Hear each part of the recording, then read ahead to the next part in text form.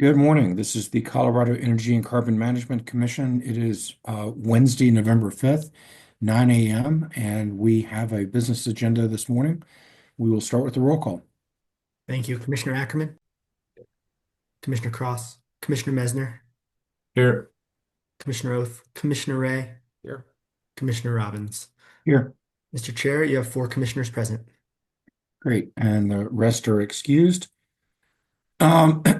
We don't have a huge agenda this morning, but we do have a few things to go through. First is commissioner comments. Does any commissioner have comments?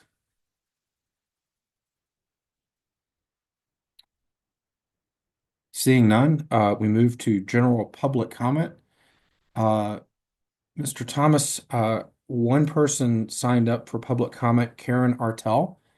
Are we able to find Ms. Artel and the hearing?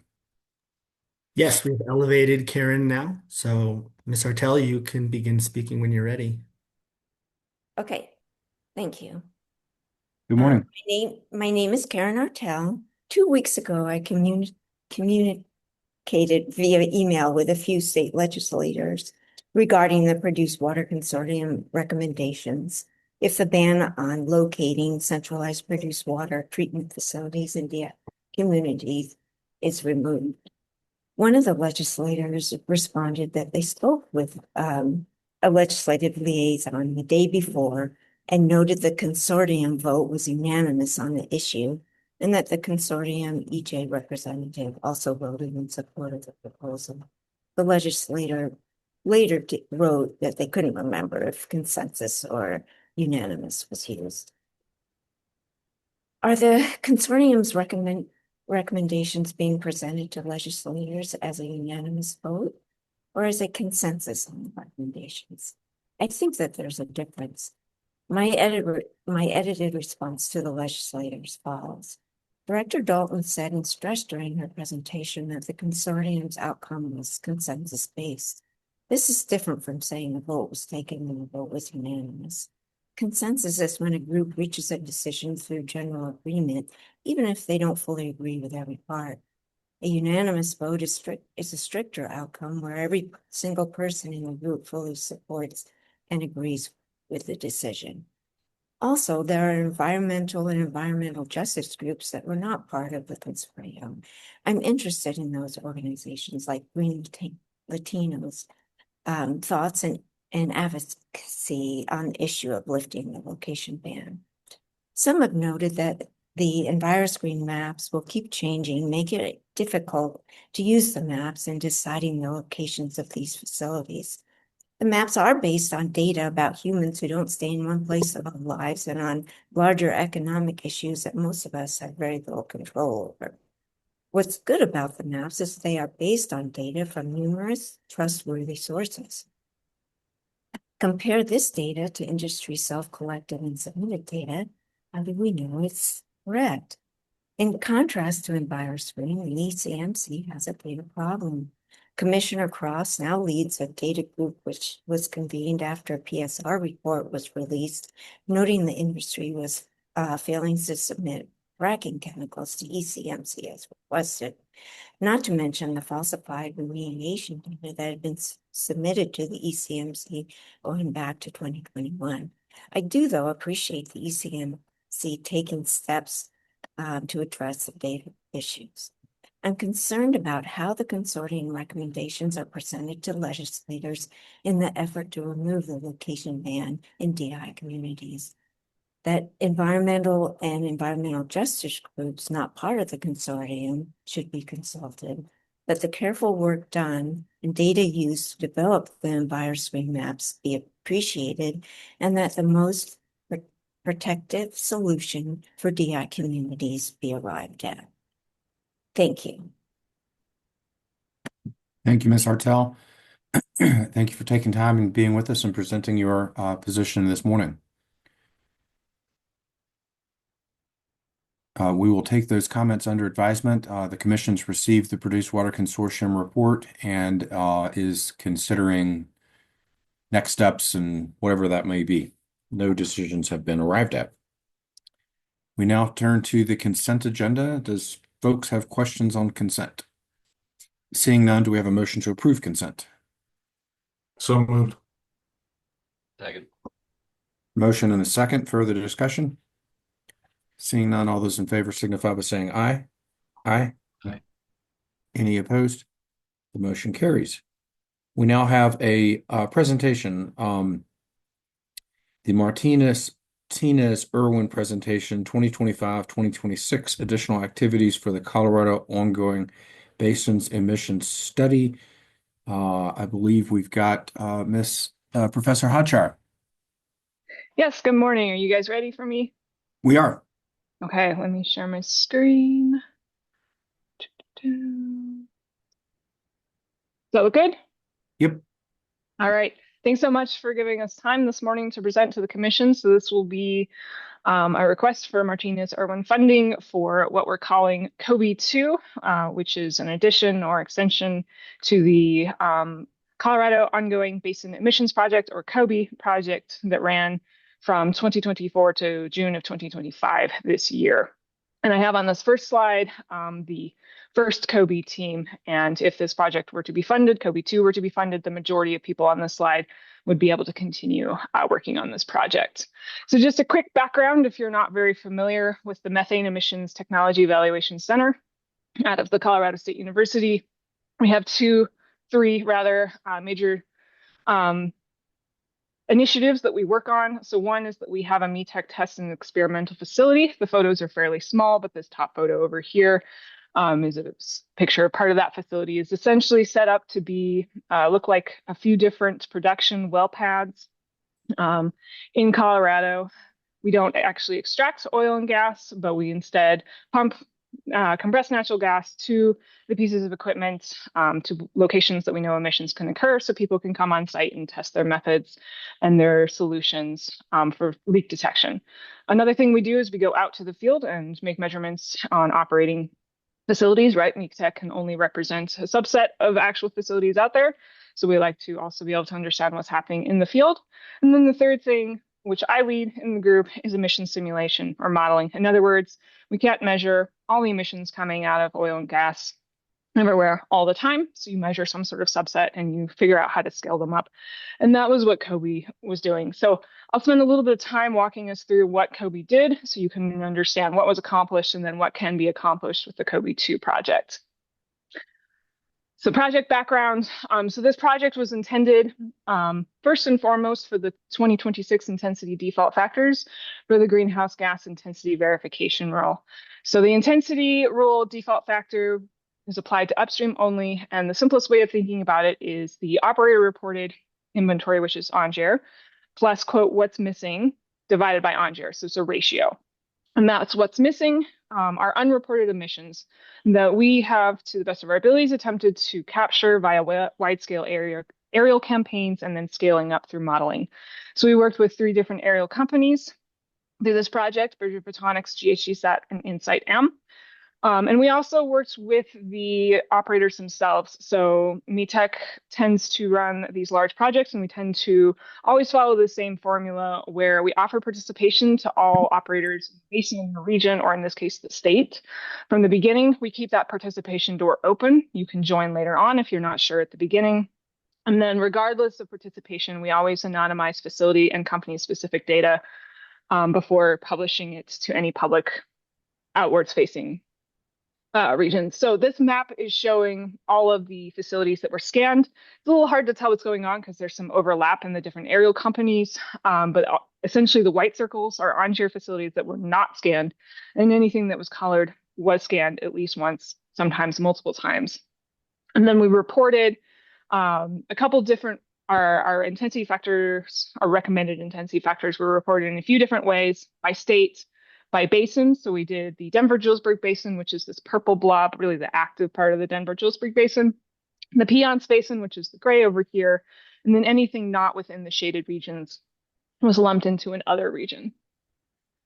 This project also supported industry, CDPHE's initiatives, and ECMC. So one of the ECMC tie-ins is compliance with the AQCC regulation required under Rule 306B, which is the approval of an oil and gas development plan.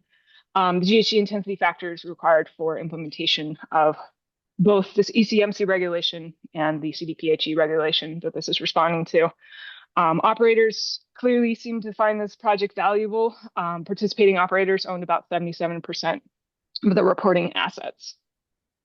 So in broad strokes, what did COBE accomplish? There were over 30,000 individual facility scans, which is the largest data set of its kind in the state to date. And there were around 2,000 emissions detected. There was method development and improvement of two measurement-informed, or MII, methods.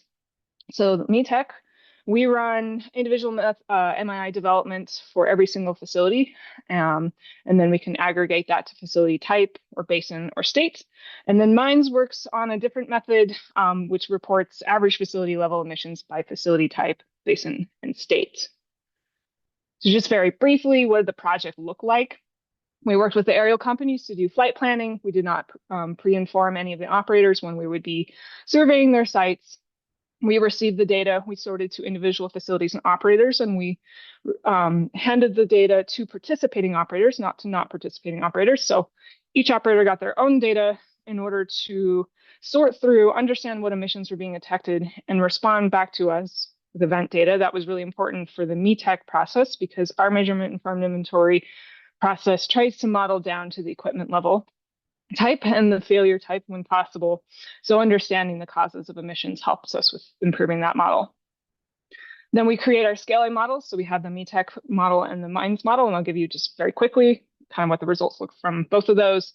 And then finally, CDPHE receives anonymized emission reports and anonymized aggregated data. Very briefly, since there were over 30,000 scans, what did that look like?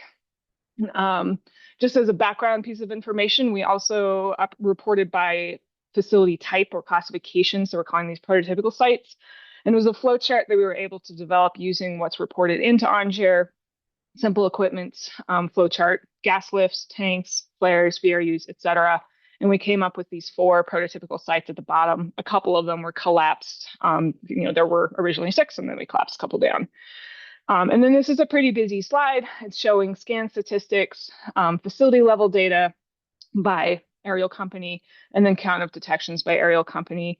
But I'll draw your attention especially to the count of detections slide, where we see that Bridger has the majority of those detections. And so that tells us right away that the majority of emissions being detected by these aerial aircrafts are small, because Bridger has the smallest limit of detection. In other words, it's inside M in GHG sat, we're seeing 10 kilograms an hour or greater. And Bridger can see down to about 1 kilogram per hour. So that's pretty impressive right out the gate to understand that Colorado has really been able to get to this point where we're only seeing a small number of larger emissions. Quick model overview for both of the models. So MAZE is the mechanistic air emissions simulator, and that's the METEX model. And we're combining OnGER with overflight data. So how we're doing that is we're investigating each measurement, each emission detection that's being made, and asking the question, is it in the inventory or is it out of the inventory? And once we have determined what's out of the inventory, we add it into the inventory, and we develop these emission profiles for each facility down to source level. The statistical model that Colorado School of Mines developed only is using measurement data. So all of these aerial companies can see down to some emission range, but not below it. So they came with some reasonable detection cutoff and supplemented that data through a couple different methods. One, using continuous monitors, and then a couple methods trying to use existing literature, published literature. And then they developed these emission profiles for the average facility within Colorado. So what do the MAZE results look like? This is the measurement informed inventory results. So this is the MAZE model, METEX model. We did have to use OnGER 2022, which I'll touch on again in a few moments.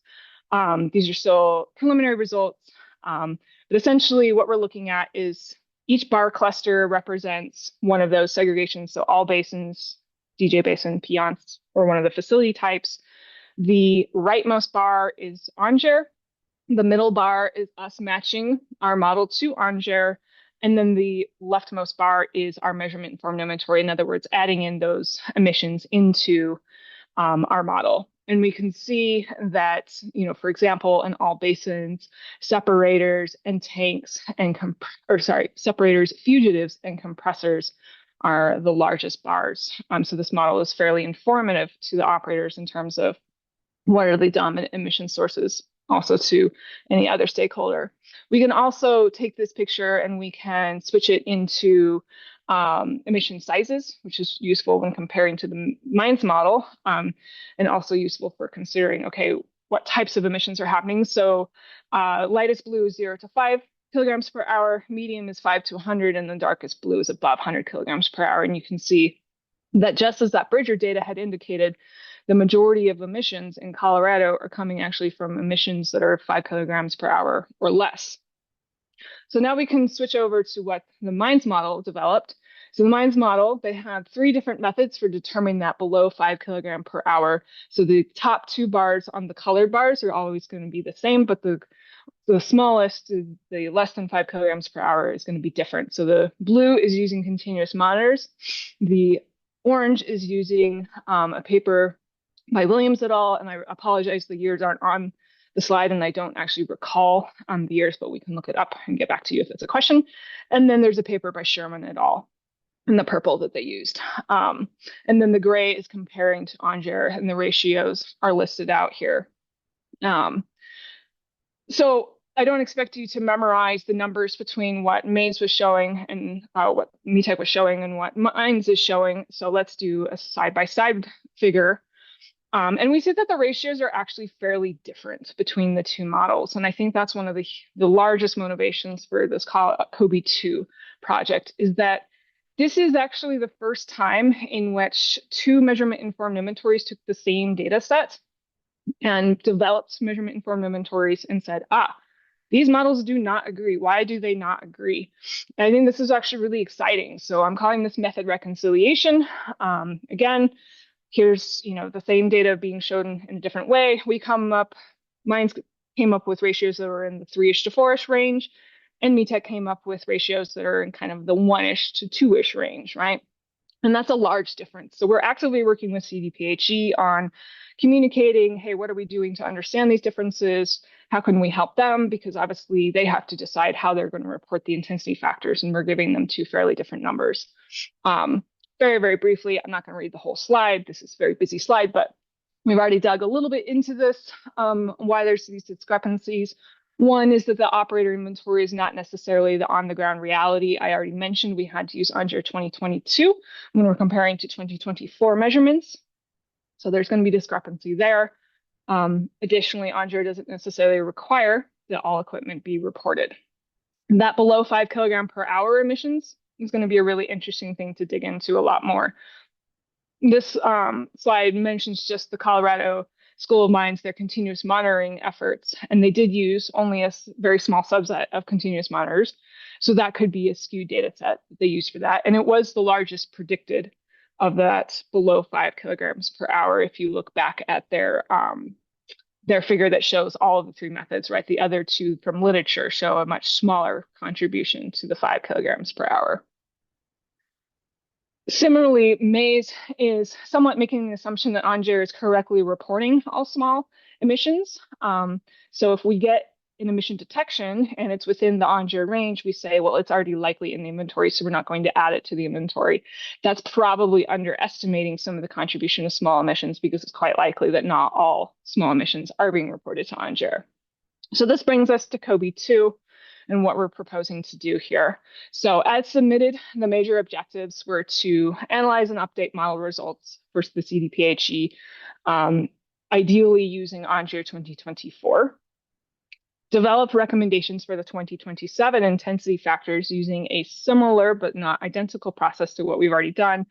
And then really work on this continued analysis of COBE data and related projects, and provide additional insights around emission trend analysis, measurement campaign, and ANJR reporting recommendations, and the measurement-informed inventory methods that we developed, and that model harmonization piece.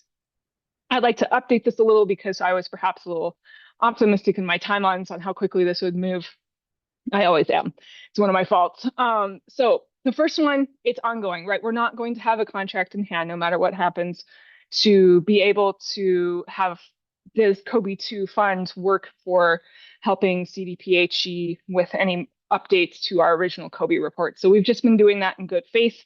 We've still been meeting with them biweekly and discussing. We're working on looking at ONJIR 2024 and so forth. For the second one, that develop recommendations, we have a lot of promising indications from operators on data sharing. We had a Kobe wrap-up meeting in September with all participating operators, and they all, not all, but many mentioned they would be willing to share data with us for developing the 2027 intensity factors, which is key because we are not requesting funding for measurements with this Kobe 2 project. And then for the third one, I really want to highlight that model harmonization piece. Based on our pre-work, this is anticipated to be a fairly beefy part of the project. And we've had a lot of stakeholder engagement opportunities. For instance, October, we had CH4 connections up at CSU. We had the EMDL meeting down in UT Austin. And there's a lot of interest around this model harmonization piece from operators especially. So we're pretty excited about that. So team and funding requests, as I already said at the beginning, we're going to be able to retain the majority of the original Kobe team. So there should be a really smooth transition between the two projects. We're not requesting funds for project funded measurements. We be working with operators for their operator supplied measurements. We'll work with public data sources to understand their value. And I see this as building the framework for more sustainable intensity factor development for the remainder of the state mandate, which I believe runs through 2030, right? So if you view Kobe 1 as sort of the extreme where over $1 million was supplied for measurements themselves, and Kobe 2, where no money is being supplied for measurements, do we start to see where, the sweet spot might lie either between those two or, is one a clear winner? So all funds is going towards METEC and Minds team for analysis, publications, and perhaps some limited conference travel. And I will remain the PI on this second project. Just briefly on updated timelines, I'm going to continue to request for approximately 14 months project to provide a smoother transition at the end of Kobe 2, right? As the state has to figure out what are they going to do the next year for how they're going to develop those intensity factors. We can stay on a little bit longer to provide support there. I already mentioned this task 2, the bolts are really the only updates to what was proposed. We've already done task 2 is pre-work, so we would remove that. And then task 3 is going to be really the duration of the project is anticipated for these harmonizing these model differences. And I left out a year on task 4. This is for 2026. Helping develop the 2027 intensity factors is due by November 2026. And then I'll stop here with just the synergistic activities. I think this is building upon a lot of momentum. Kobe, obviously, as most of this presentation was about, the Colorado Coordinated Campaign, which was also a Martinez-Irwin Fund project. There's the Site Aerial Basin Emissions Reconciliation Project that was a DOE project, canceled in its third year as of this year, but there is a likely CDPHE continuation where this detailed bottom-up model that we're making in the DJ of all methane sources is providing key insights to CDPHE on top-down interpretation and helping with the intensity factor. There's the permits project that is ongoing right now, collaboration between Colorado Energy Office, ECMC, and CDPHE. There's EMDL. There's many projects out in the Marcellus and so forth. So with that, I will thank you for your time and take any questions. Okay, thank you for the presentation. Commissioners, questions? Commissioner Messner? Thank you. And Ms. Hotshire, thank you for being here and presenting this. I don't know if I have a lot of questions, but I do want to express some appreciation for taking the next steps on this and trying to look at how we can utilize refining this data and comparing apples to apples and coming up with a clear metric for evidence-based decision making. And I think that's really an important piece here. I think we hear a lot about data and data verification and data integrity and whether this information that is being collected and developed is useful or accurate. And I think this is a really good example of steps being taken to clarify how this data is verified using scientific-based approaches and evidence-based approaches. And And so I certainly see this as a great opportunity for ECMC and DNR to continue to partner with the research institutions across the state to improve our um, our evidence-based decision making. And so whether that's, evidence-based decision making with the Colorado Produced Water Consortium or evidence-based decision making around emissions and emissions profiles, I think it shows the cutting edge steps that the state and the agencies are taking to ensure that they're doing the hard work. Because my understanding is that this is not something that is often analyzed to this level in the country. And so I think it's a good example of what can be done and the proactive steps that the state's taking in partnership with the research institutions to really look hard at a lot of different data points and coming up with ways to utilize those data points in decision making so that we're making evidence-based decisions and not politics-based decisions. And so I really appreciate it. So thanks. Thank you, Commissioner Mesner. I appreciate those comments. And yeah, we've been very excited to be able to do this type of work because it is unique in this field so far. Commissioner Ackerman? Thank you. I don't have any questions either, but I just wanted to say that I really appreciate the inquisitive approach to reconcile discrepancies in evaluative methods. I think that's a very helpful point of view, and I very much look forward to you refining that process. Thank you for your presentation. Thank you, Commissioner Ackerman. And I will note that this process will hopefully help with some of the voluntary initiatives that some of our state operators are working on, because there's a lot of confusion around decisions to be made with them because they're not prescriptive. All right. And I would just note for the record that our staff is supportive of the proposal. CDPHE is supportive of the proposal, and Occidental is also supportive. We would note that Occidental is the funder of the Martinez-Irwin Fund, and we need to get their support for projects. With that, I would look for a motion from commissioners. Mr. Chair, I move to approve the application as presented. Second. Further discussion on the motion? All those in favor signify by saying aye. Aye. Aye. Any opposed? The motion carries. Thank you, Professor Hodshire. Go forth and do good work. All right. Thank you so much. I appreciate it. All right. We have one other agenda item. I would say let's plow through and get it done. It's the staff presentation on produced water data issues. Good morning. Good morning. Good morning, Commissioners. It's an honor to be here with you today. My name is Elise Devine. I'm the UIC, or Underground Injection Control Program Coordinator here. And it's an honor to speak to produced water reporting data accuracy. So I'm going to share my screen. Can you all see the presentation?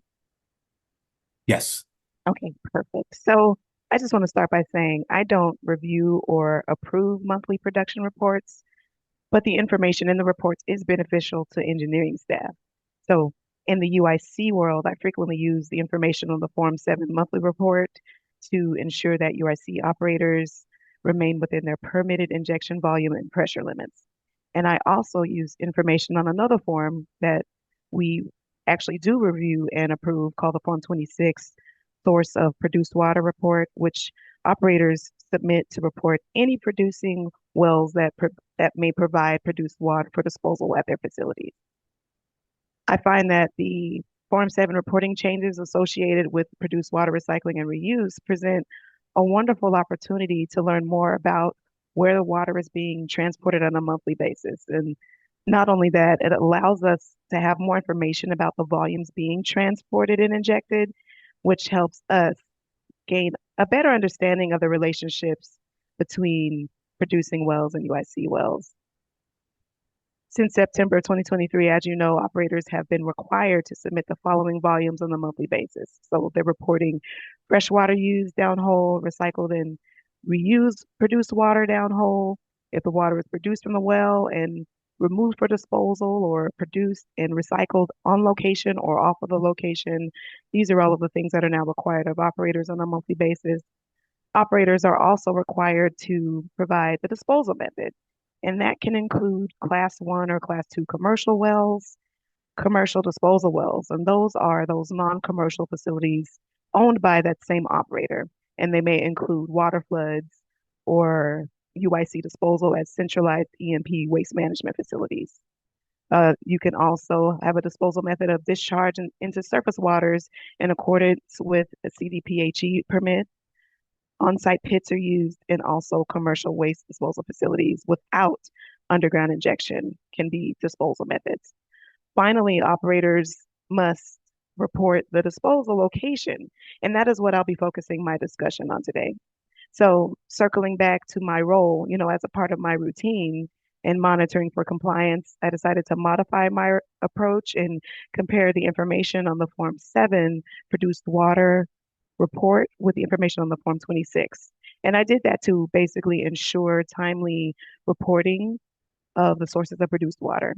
And it was during my data collection that I discovered some inconsistencies regarding the disposal location. And that's what I'm going to speak to today. So I want to share those instances with you. So we've noticed that some operators have reported volumes at locations that have been closed. And so a closed facility is a facility that no longer contains operational equipment. It is not an active facility, and it is not capable of disposing of produced water. And looking further into the data, it appears that this is most prevalent among those producing operators who utilize commercial UIC facilities for disposal. And we suspect that this is occurring because the producing operator may not know exactly where the produced water is going. Commercial operators tend to reroute the produced water via truck or pipeline based on logistics or operational parameters like injection volumes and pressures, and updates may not be communicated to the producing operator. We've also noticed that operators have reported volumes at locations that have been abandoned. Now, abandoned locations were never active and should not be listed on a Form 7 as a disposal location. Operators have also used spill or release facility IDs as water disposal locations. And a spill or release facility ID is created when an operator reports a spill to the ECMC. And this identification number allows operators to submit subsequent information and documentation regarding the spill or release. So we do not expect this to be used as a water disposal location. We found instances where operators have entered facility IDs associated with leases as produced water disposal locations as well. And some of these leases contain abandoned wells, or they're in areas where there is no oil and gas activity at all. So the use of a lease ID on a Form 7 should not be used, and it is not a preferred method according to the Form 7 produced water form instructions. Now, outside of underground injection, there are those facilities that I mentioned earlier where there is disposal, but it's just not injected. And these facilities, what we've noticed is that there is a particular code that operators are using. Now, I want to be clear and say that these treatment facilities may use some sort of surface discharge or something to that effect, but our form guidance and our Excel templates are specific about the kinds of facility IDs that should be used in this report. However, regarding disposal in Colorado, we noticed that some operators have used a code that is not found in our guidance and it is not found in our template. So I thought I would include that as a part of the discussion as well. But I want to say that although we've noticed these inconsistencies, in my data analysis, I found that the associated volumes are but like a minute fraction of the total volume of water disposal reported. And I also want to point out that there is no indication of any kind of safety or welfare concerns or improper disposal associated with these discrepancies. We believe that this is an issue with misreporting. And so we understand that there are corrections that need to be made. And so to start, we as ECMC staff, we plan to determine what business rules may need to be modified to, at the very least, inform operators by an error message, alerting them when they have entered an ID that corresponds to any of the instances that I've already discussed. And another consideration is actually preventing operators from being able to submit the Form 7 if they have entered such an identification number, but we're still exploring our options there. So after we modify the business rules, then we would of course have to update our guidance to provide operators with clear instruction on how to report and what to look for.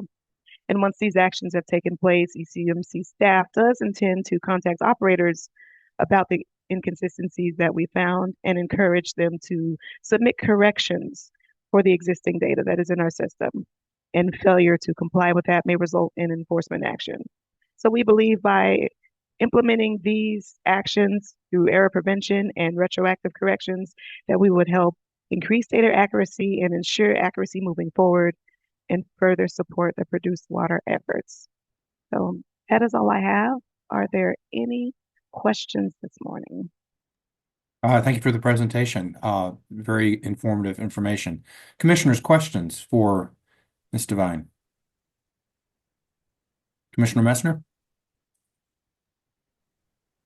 Thanks, Ms. Devine. Thank you for providing that information and being proactive and continuing to evaluate and verify information that's being provided by operators. And I think that is a good example of how the agency continues its quality control and quality assurance protocols for a reporting regime that's relatively new, right? And so I think this has been in place less than 2 years, these reporting requirements, and are actually reporting requirements that may be unique in the nation as far as the volumes and locations and